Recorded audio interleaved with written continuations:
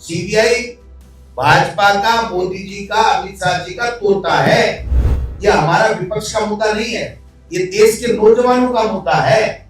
चाहे वो किसी को भी वोट देते हो, उनका मुद्दा है। यही किरोड़ी जी कथक नृत्य करते थे इस तरह की, जब बात आती थी तो कथक नृत्य सड़कों पे सोते थे।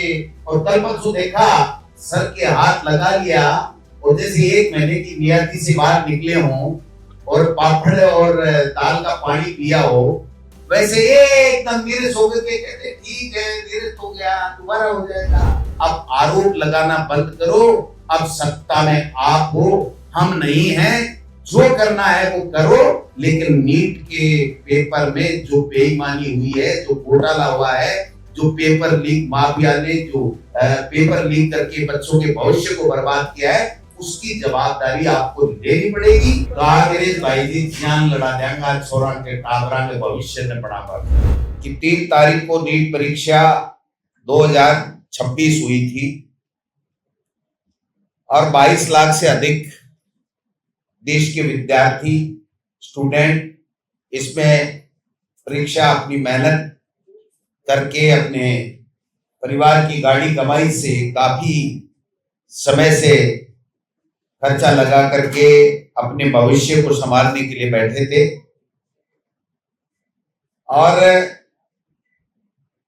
वो 2026 नीट यूजी का पेपर आउट हो गया। सरकार ने, एनटीए ने इस पेपर को निरस्त कर दिया कि दोस्तों केवल 26 का नीट यूजी का पेपर होना, आउट होना और सरकार का निरस्त करना केवल एक विषय नहीं है। नीट यूजी का 2024 का पेपर भी आउट हुआ था,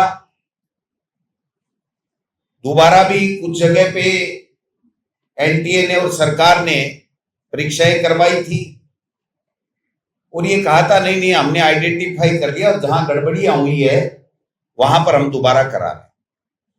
2025 नीट यूजी का भी पेपर आउट हुआ, सरकार ने नहीं माना और तानाशाही करके इस घोटाले को, गेस पेपर के सरगनाओं को बचाने के लिए उन्होंने नीट पेपर 2025 भी आउट नहीं माना। अब जब 2026 का खुलासा हुआ तो ये प्रमाणित हो गया कि राजस्थान के ही हमारे जमोरामगढ़ के 2 पेपर लीक गैंग के माफिया जो हर वर्ष ये पेपर लाते, खुद के परिवार के बच्चों को उपलब्ध कराते और आगे उसका बेच करके पैसे कमाते और माफियागिरी का काम कर रहे थे।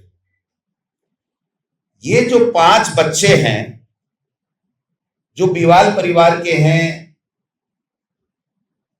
मांगीलाल और एक दूसरे का नाम शायद विकास होगा, दिनेश, ये दोनों के इनके परिवार के बच्चों ने 2024 की दी थी, लेकिन उसमें सफल नहीं हुए।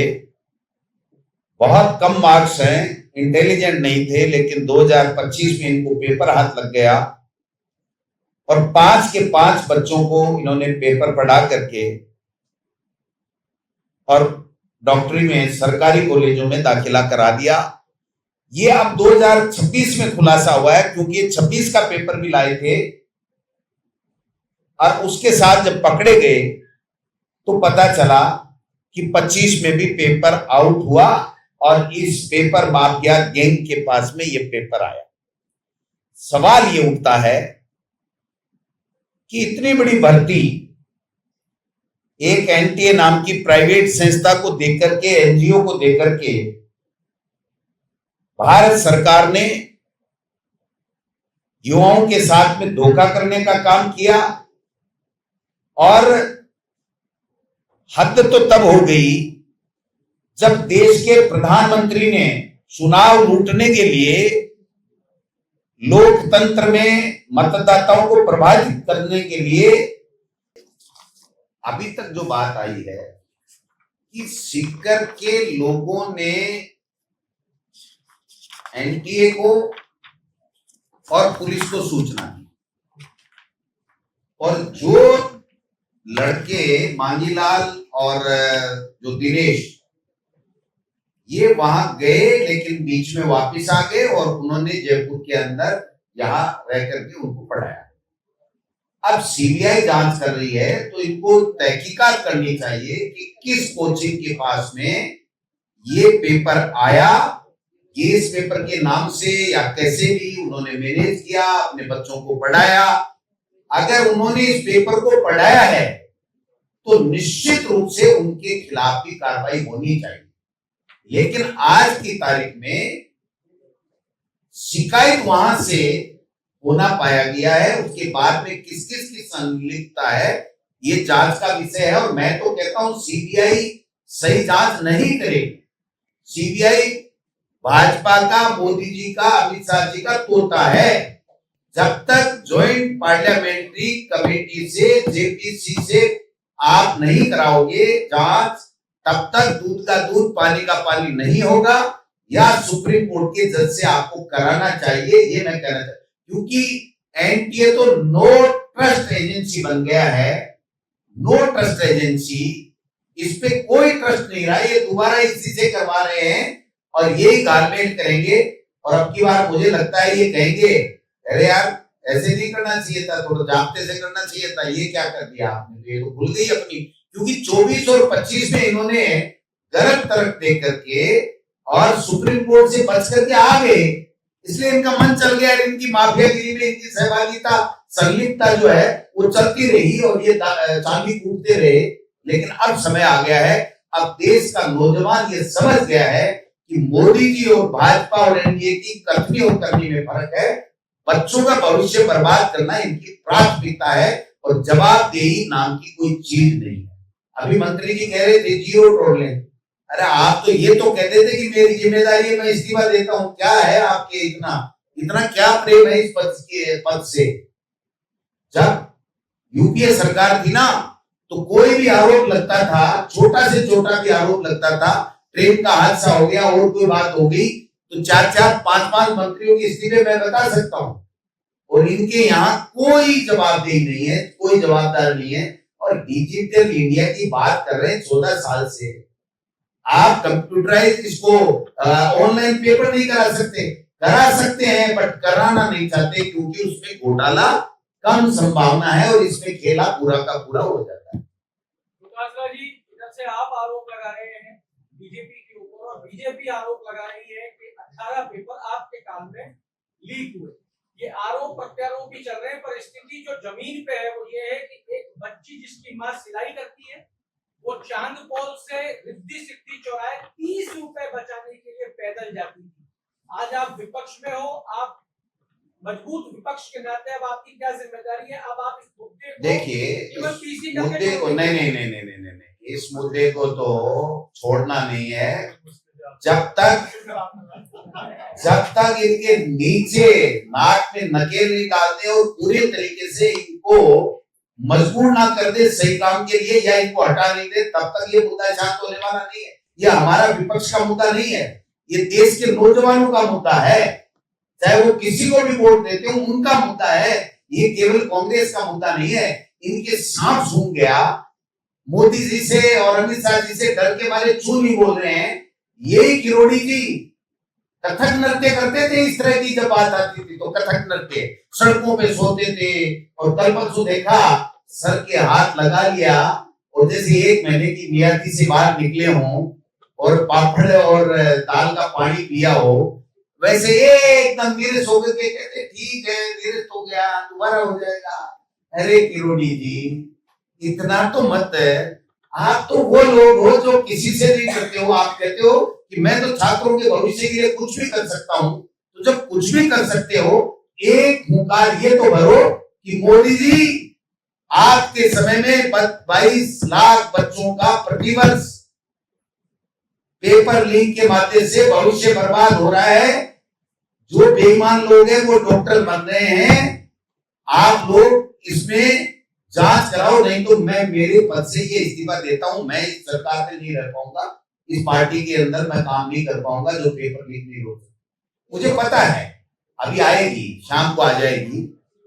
भाजपा की प्रदेश कांग्रेस भाजपा की जो लीडरशिप है वो घंटे 2 घंटे में आप लोगों को बुला लेगी और ये कहेगी देखो इन पे इतने आरोप लगे, इन पे इतने आरोप लगे। तो मैं एक बात कहना चाहता हूं भाजपा को कि तू इधर उधर की न बात कर, तू इधर उधर की न बात कर, ये बता कि काफिला क्यों लूटा।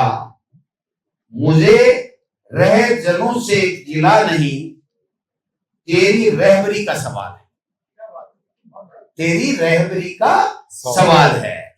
आप ये बताओ कि अब जो वर्तमान में 23 लाख बच्चों का राजस्थान के लोगों ने 25 का नीट, आपके भाजपा के पदाधिकारियों ने 2025 नीट का पेपर लीक किया, 2026 का लीक किया, 2024 का लीक किया।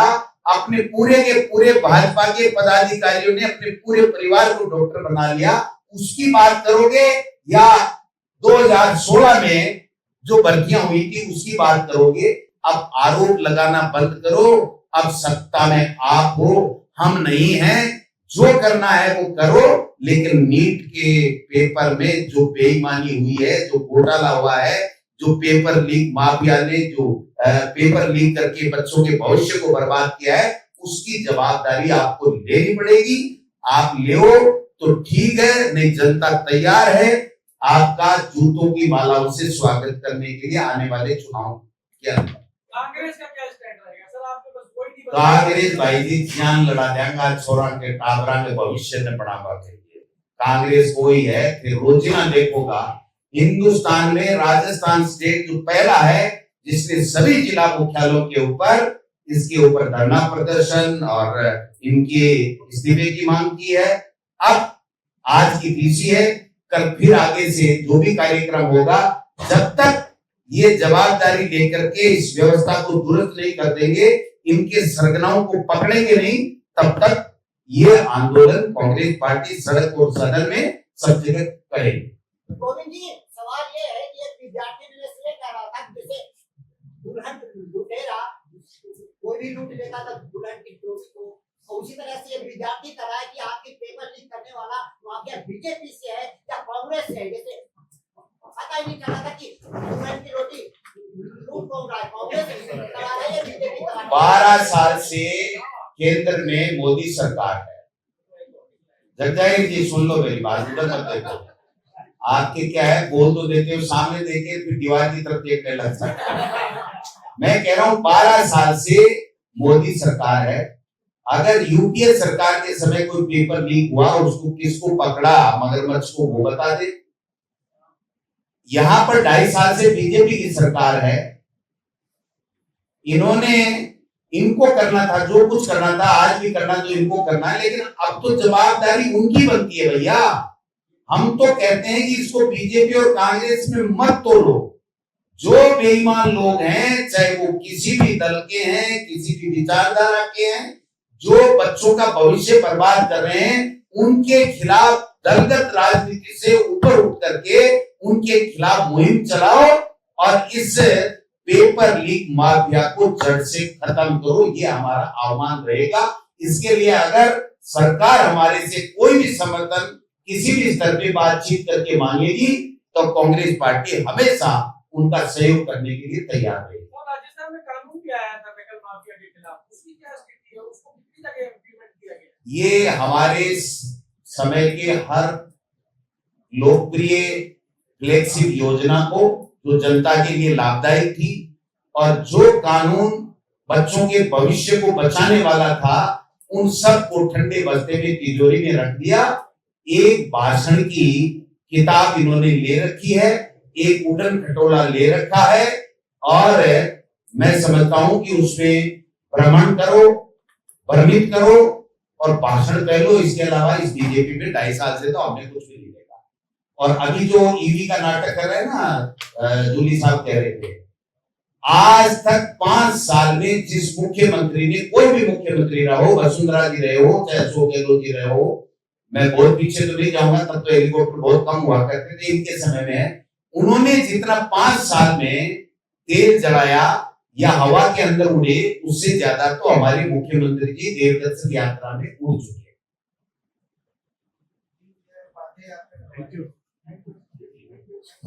लेकिन राजनाथ सिंह जी तो कह रहे हैं भजनलाल जी का नाम इतिहास में दर्ज होगा, इतना अच्छा काम करते हैं। राजनाथ सिंह जी तंज कस रहे हैं। राजनाथ सिंह जी ये कह रहे हैं क्योंकि वो ही शख्स, वो पर्ची निकालने वाले कोई व्यक्ति थे, तो उनको पता है कि ऊपर से आई थी, एक एमएलए को नहीं पूछा, तो वो अपने भाषण में ये कह रहे हैं सब एमएलए ने बहुमत से इनको चुना था। यानी वो अपनी बीजेपी की कार्यशैली पे और भजनलाल जी के निर्वाचन के ऊपर तंज कस रहे हैं। और मुझे लगता है कि उनको पता लग गया कि ये पर्ची बदलने का समय अब नजदीक आ गया है। एक सवाल और है, ले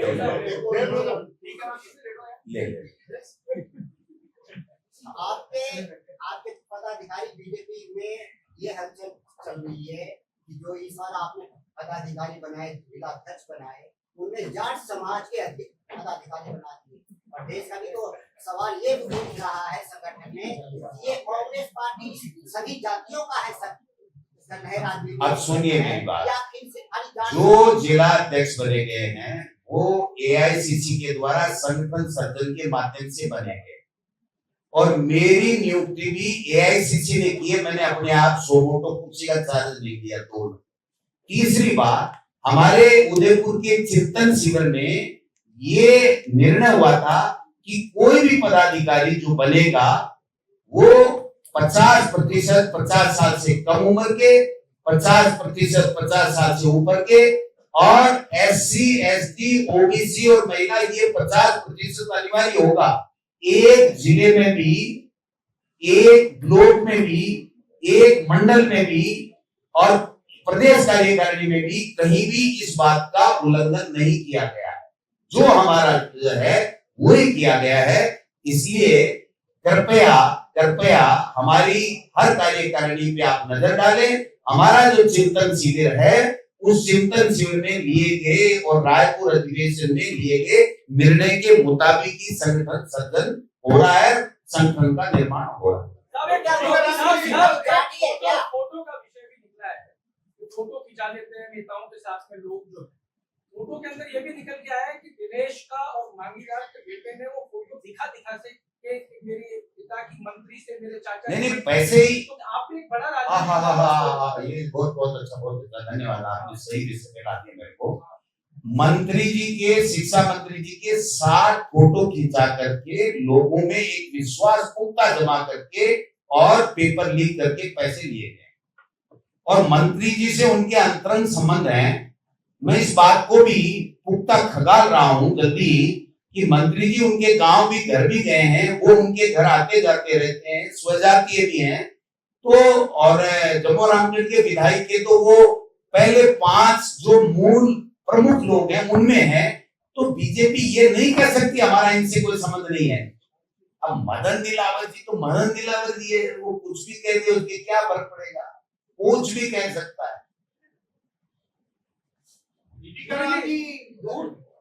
कोचिंग संस्थान है जो सर आपने कही कि वहाँ जश्न मनाया गया, और दूर इलाकों तक जो सेंटर्स होते हैं, क्या इससे संभावना बढ़ती है? किसने जश्न मनाया?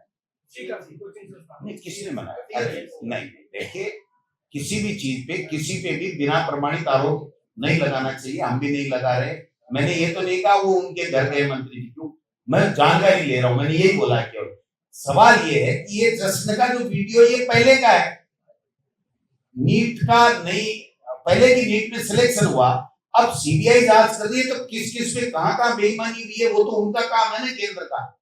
हमने किसी के लिए तो मना किया नहीं, चाहे वो कोई भी जगह हो, कोई भी संस्थान हो, समझे नहीं, वो तो उनको करना चाहिए। लेकिन पुराने वीडियो को अगर आधार बना के हम ये कहते हैं कि परीक्षा देते ही जश्न मना लिया, तो ये मैं समझता हूं मेरी जो जानकारी है वो गलत बात है। परीक्षा देने के बाद में जश्न नहीं मनाया गया। पिछली बार जो सिलेक्शन हुआ, रिजल्ट आया, उसके ऊपर मनाया गया। वो वीडियो सोशल मीडिया पे चल रहा है।